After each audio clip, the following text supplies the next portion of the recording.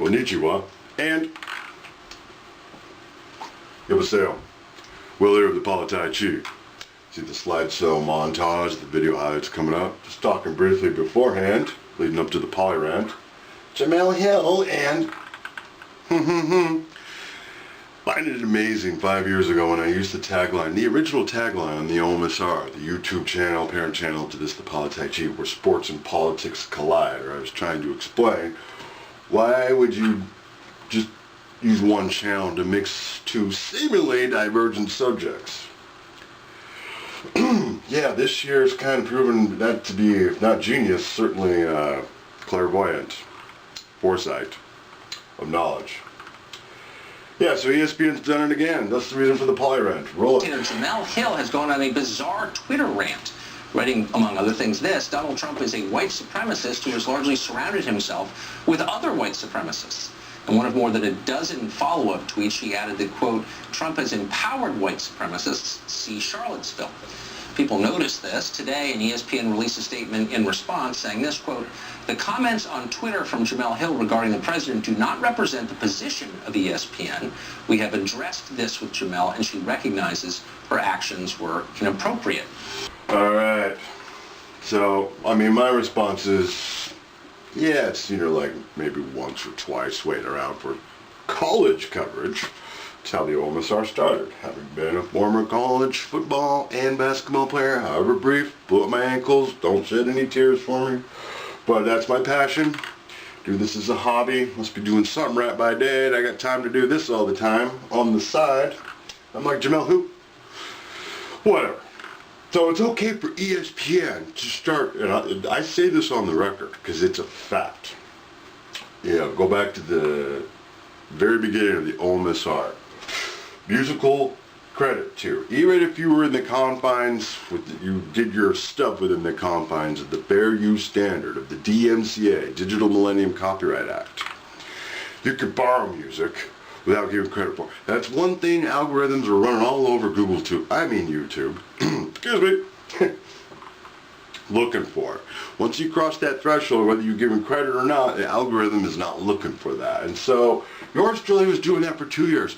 Guess what ESPN started to do? And also The Herd when Colin was there at ESPN.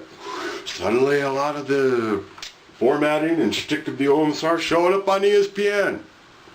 You know, plagiarism's okay there, but this sort of stuff, well, we'll just slap her on the hand, whatever they're doing. This throwing out all of this anachronistic terminology and, you know, using a platform to sort of cross over when you're not qualified has got to stop. All right, thanks for watching. No silly DUIs while you're out there. Always remind you of that. Roll clips.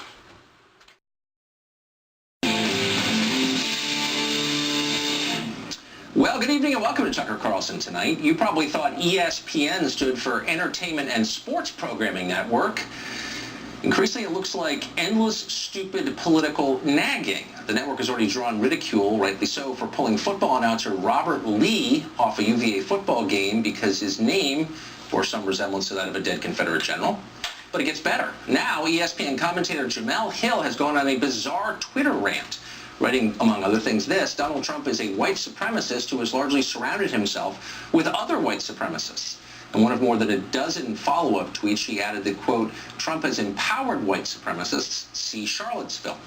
People noticed this. Today, and ESPN released a statement in response saying this, quote, the comments on Twitter from Jemele Hill regarding the president do not represent the position of ESPN.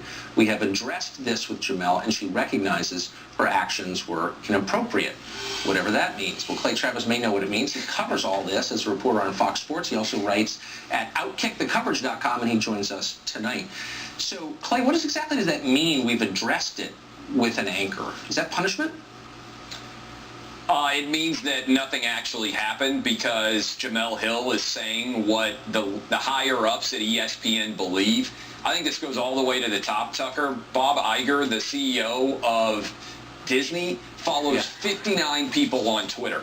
One of them is Jemele Hill. And I think what has happened is Disney and ESPN have decided we want to be a left-wing sports network. And so if a guy like Curt Schilling comes out and he says, oh, I disagree with the North Carolina transgender bathroom law, he gets fired. If a guy like Mike Ditka says, I don't think Barack Obama was a good president and I'm voting for Donald Trump, he gets fired. But if Jemele Hill comes out and says that Donald Trump's a white supremacist, the only reason he got elected president is because he's white, and that all of his supporters are effectively bigots, she gets rewarded, she gets wrapped on the knuckles, she continues to do her show because Bob Iger and John Skipper, the CEO of Disney and the president of ESPN, agree with her and want left-leaning politics to be the forward-facing front of ESPN. Immediately.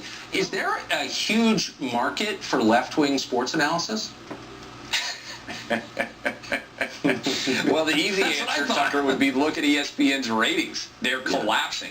Another idea would be look at their business model. They've lost 13 million subscribers in the past few years, and they're alienating their core audience, which is guys and girls who just want to pop a beer and watch a football game. They don't want to hear that Colin Kaepernick is a modern-day Rosa Parks. They don't want to hear, Tucker, that someone like Caitlyn Jenner is a hero that everyone should aspire to be, or that Michael Sam, because he likes to sleep with men, is a modern-day Jackie Robinson. Those are things that ESPN wants to sell. That's why I call them MS ESPN. And look, no, it's not a strong business strategy. I always like to point to Michael Jordan, guy who became a billionaire because he's good at putting a ball in a basket and good at dunking the basketball. Remember what he said? Republicans buy sneakers too. Well, if ESPN were smart, they wouldn't be going to war with conservatives and Republicans and Donald Trump voters. They would be acknowledging that that should be the backbone of their brand. Instead, they're pushing them away, saying that you're white supremacist, you're not welcome here. No, they sound like the sociology department at Bennington College. I mean, so out of touch with America. There have to be people at ESPN, though, who understand this is a terrible business decision. Are there? Do they speak up? Are they taken seriously? They do. They do speak up, Tucker, and they speak out to me. If you remember, I broke the Robert Lee story, and the reason why I broke that story was not because I got some errant email sent to me. It was because people inside of ESPN were tipping me off. I broke the story about them firing 100 people. I hear that they're going to fire another 100 people here soon because the business is collapsing around them, and because the analogy that I use, Tucker, is ESPN faces a lot of difficulties in the modern era of cord cutting and every other aspect of their business. But they have decided, instead of treading water, which was already going to be difficult, let's see what will happen if we hold this gigantic rock over our head, which is left-wing politics. Maybe that'll actually keep us from drowning. Instead, it's making them drown faster, and they don't seem smart enough to recognize it. It's an absolute joke. Yeah. I was about 40 before I realized a lot of the people in charge are just not very competent. This is another example. Clay, thanks for reporting on this. It's nice to have someone with the facts, and you have them. Thank you. Appreciate y'all having me. Thanks a lot. Jordan Murdoch is a contributing editor at National Review Online and a keen observer of things like this. He joins us tonight. Jordan, good to see you. Good to see you, Tucker. So what do you make of this, the turn left by ESPN? Who's being served here? Well, I think just to balance it out, maybe you might want to give out some last-minute sports scores or something like that.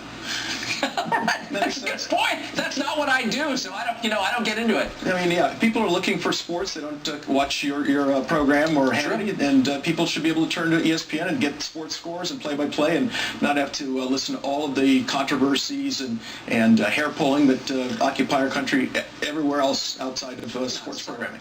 I mean, what Jemele Hill said is really hard-edged stuff. I don't think it's supported by the facts, but she's basically imputing the character of a huge percentage of the country. Why? Very much so. Look, it's all part of this anti-Trump narrative that he's a white supremacist and therefore he's a racist, therefore you can't cooperate with him, and he should be run out of office at the earliest given opportunity. And of course, this is not held up by the facts. As we sit here speaking right now, President Trump is meeting with 6 members of the Senate, 3 Republicans and 3 Democrats. They're talking about tax reform. I assume that his Secretary of State, Steve Mnuchin, is there, and his Chief Economic Advisor, Gary Cohn. They're both Jewish. Now, how many white supremacists dine with Jews? Not very many, I don't think. Then you've got the fact fact that he campaigned last year in black neighborhoods. He went to a church in Detroit, he went to another one in Flint, Michigan, kindly asked for the support of black voters, which is one of the very first Republicans I've seen actually do that. And in fact, he won 8% of the black vote. That's not a big number, but that's about a third more than Mitt Romney won back in 2012. He also won about 28% of the Hispanic vote and about 32%, or about 1 in 3 Hispanic men. So you look at the way he campaigned and the way he's governed.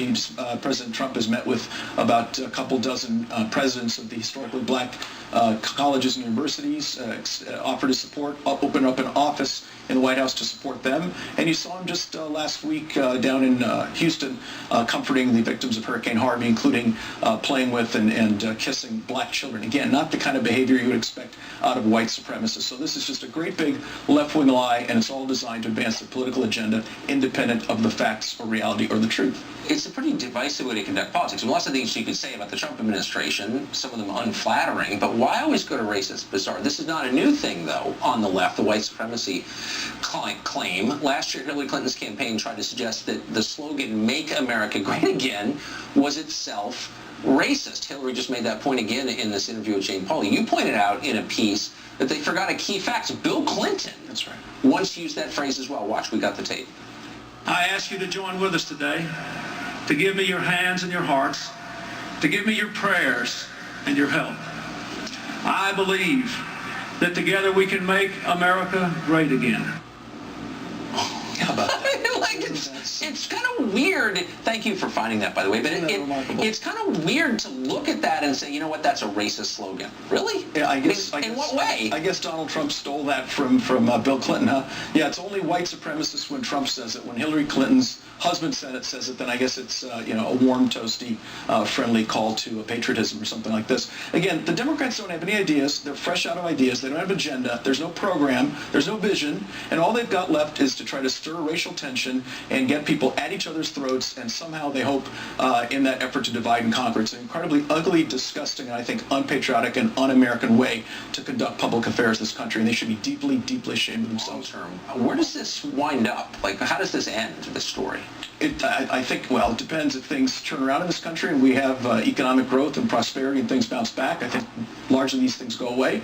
But very often you find in countries where people have trouble paying their bills, they're not doing very well financially and so on, it leads to family tension, racial tension, and you see what you've seen in the last few weeks, which is racial mayhem and bloodshed in the streets. It doesn't turn out very well. So I think the Democrats need to stop this. They disagree with Donald Trump on his policies. Great, let's have a policy discussion. Exactly. Just throwing around the word racism, Nazi, white supremacism is about as ugly as it gets. I agree with you. It crosses the line. Come on now. Absolutely. It just blows the line.